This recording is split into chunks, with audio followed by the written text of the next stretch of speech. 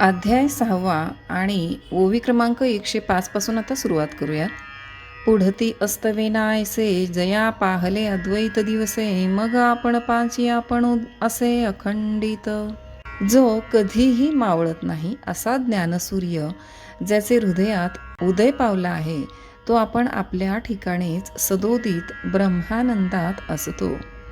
Isaiah दृष्टी जो विवेकी, पार्था तो एकाकी, सहजे अपरिग्रही जो तिही लोकी, तोची म्हणोनी. पार्था, अशा दृष्टीने जो विचार करीतो तोच अद्वितीय व तोच तिन्ही लोकी संग्रह न करणारा असे जाण. ऐसिये असाधारणे निष्पन्नाची लक्षणे, आपुलेनी बहुवसपणे श्रीकृष्ण बोले. अशा प्रकारे आपल्या स्वतःच्याही विशेष गौरवाने श्रीकृष्णांनी साधूंची मुख्य लक्षणे सांगितली. जो ज्ञानी यांचा बापू, देखणे यांचे दिठीचा दीपू, जया दादुलयाचा संकल्प विश्वरची. जो सर्व ज्ञानी लोकात श्रेष्ठ व सर्व पाहणाऱ्यांच्या दृष्टीचा प्रकाशक आणि ज्या समर्थाच्या केवळ संकल्पाने विश्वाची रचना होते. प्रणवाची ये पेठे, जाहले शब्द ब्रह्म माझी ठे, ते जयाची या यशा धाकुटे वेढू न पुरे. ओंकाराच्या बाजारात जे शब्द ब्रह्मरूप उत्तम वस्त्रे निघाले ते त्याच्या यशास आच्छादण्यास पुरत नाही, म्हणजे श्रीकृष्णाचे तर नाहीच, परंतु त्याच्या यशाचेही वेद वर्णन करू शकत नाहीत. जयाचे नियांगिके ते जे, आओ रवी शशीची ये वणिजे, म्हणून जग हे वेसजे वीण असे तया.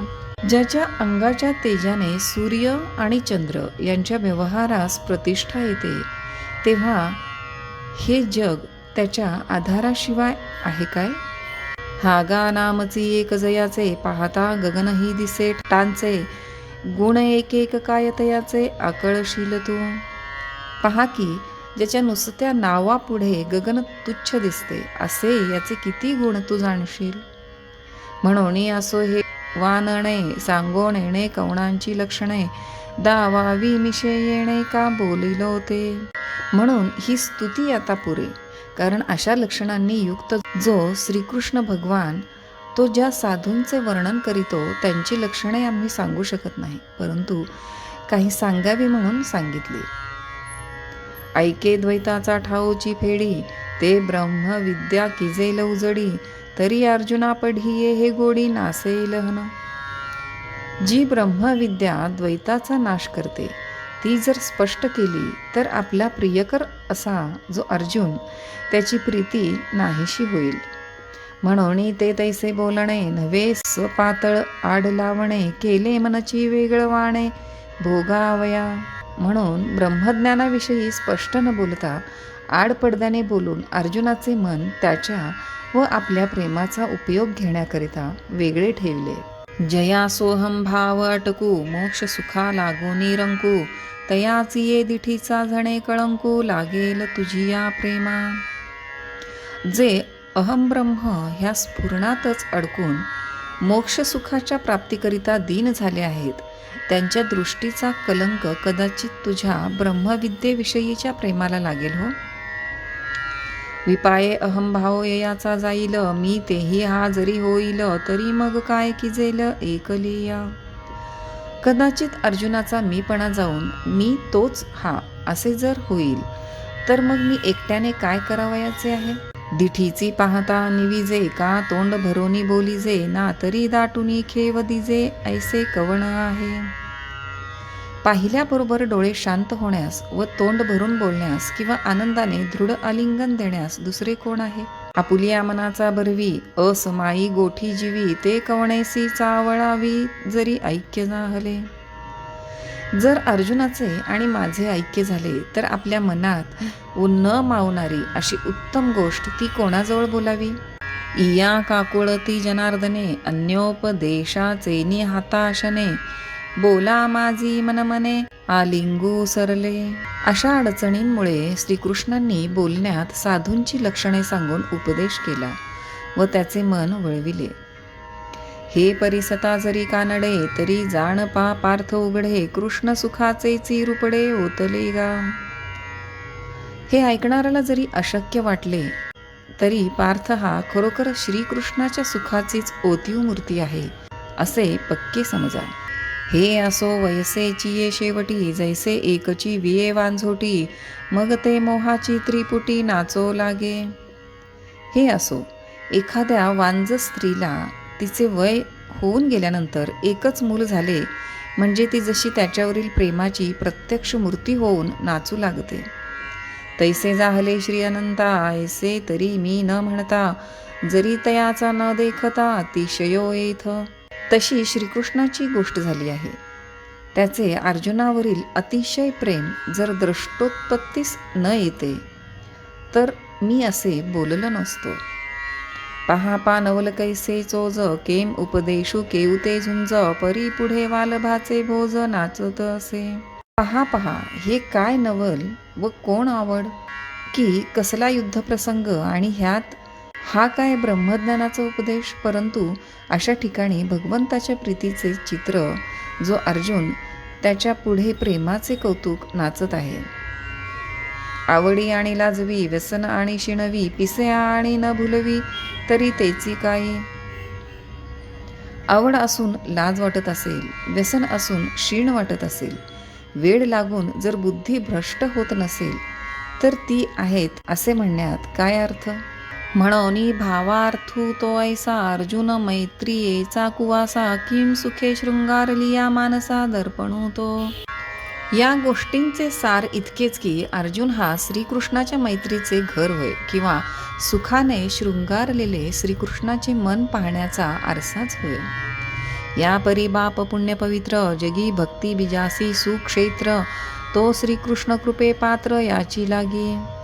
अशा प्रकारे अर्जुन हा धन्य, पुण्य पवित्र आणि भक्तिरूप बीज पेरण्याचे उत्तम शेत असल्यामुळेच श्रीकृष्ण कृपेस प्राप्त झाला. हो काम आत्मनिवेदना तळीची, जे पिठिका होय सख्याची, पार्थू अधिष्ठात्री तेथींची मातृका गा.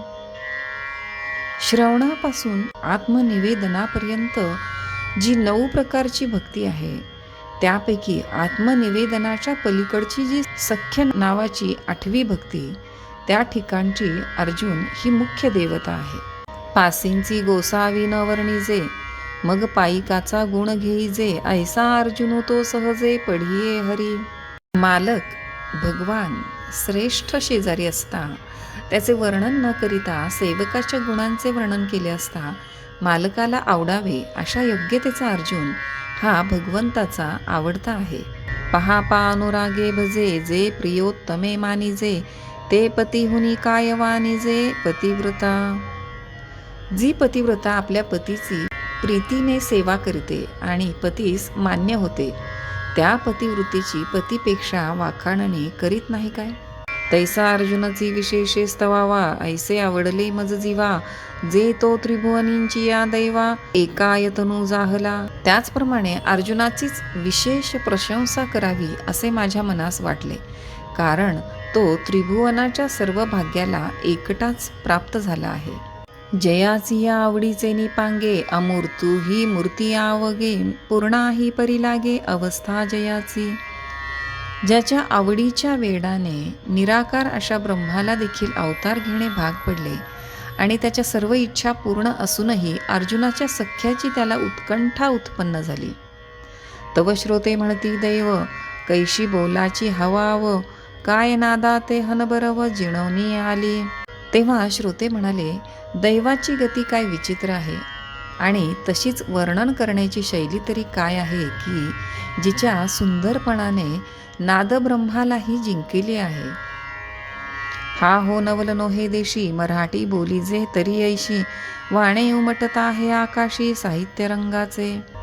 शुद्ध मराठी भाषेत जर अशा रीतीचे वर्णन करिता येते की ज्याच्यापासून हृदयावर शृंगारादी नवरसाचे निरनिराळे ठसे उमटतात, तर हे अतिशय नवल नव्हे काय. कैस उन्मेख चांदिणे तार, आणि भावार्थू पडेगार, हेची श्लोकार्थ कुमुदिनी फार साविया होती. ज्ञानेश्वरांचे हे बोलणे कसे आहे म्हणाल तर ज्ञानरूप चंद्राच्या चांदण्यांप्रमाणे स्वच्छ असून त्याच्या भावार्थामुळे मनाला आनंद होतो. म्हणून गीतेच्या श्लोकांचा अर्थ चंद्रविकासी कमलाप्रमाणे सहज उमलला आहे. चाडची निचाडा करी ऐसी मनोरथी ये थोरी, तेणे बिवळले अंतरी तेथ डोलू आला. त्या बोलण्याची अशी योग्यता आहे की ब्रह्मविद्या ऐकणाराची ही इच्छा त्याच्या श्रवणामुळे तृप्त होते. अशा या बोलापासून श्रोते अंतर्यामी प्रसन्न होऊन डोलू लागले. ते निवृत्ती दासे जाणितले, मग अवधान द्या म्हणितले, नवल पांडवकुळी पाहले कृष्ण दिवसे. असा श्रोत्यांच्या मनातील भाव निवृत्तीदास ज्ञानदेव यांनी जाणून मग श्रोते हो इकडे लक्ष द्या असे ते म्हणाले. कृष्णरूप सूर्याने पांडव कुलावर प्रकाश केला. श्रीकृष्णाने पांडवांवर कृपा केली. देवकिया उदरी वाहिला, यशोदा सायासे पाळिला, का शेखी उपेगा गेला पांडवासे. तो कृष्ण कसा आहे म्हणाल तर, ज्याला देवकीने आपल्या उदरात 9 महिने वागविले, यशोदेने अति कष्टाने ज्याला लहानाचे मोठे केले, तो शेवटी पांडवाच्या उपयोगी पडला. म्हणून बहुदिवस ओळगावा, काम अवसरू पाहुनी विनवावा, हाही सोसू तया सदैवा पडेची ना. म्हणून पुष्कळ दिवस त्याची सेवा करावी किंवा समय पाहून त्याची विनवणी करावी, इतका देखील प्रयास त्या दैववान अर्जुनाला पडला नाही. हे असो कथा सांगे वेगी, मग अर्जुन म्हणे सलगी, देवा इये संत चिन्हे अंगी न ठकती माझ्या. श्रोते म्हणतात, हे असो, आता पुढे कथा भाग लवकर सांगा.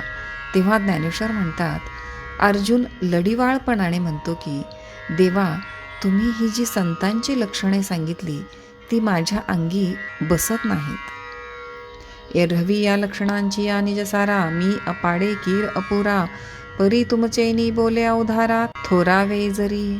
एरवी या लक्षणांचे तात्पर्य जाणण्यात मी खरोखर अयोग्य आणि अपुरा असा आहे, परंतु तुमच्या सांगण्याने जर मला योग्यता आली तर येईल.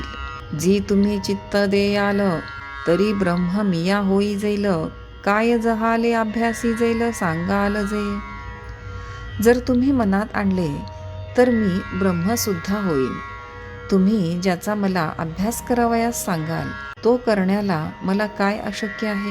हा हो नेणो कवणाची कहाणी, ऐकोनी श्लाघिजत असो अंतःकरणे, ऐसी जहालेपणाची शिरयाणी कायसी देवा.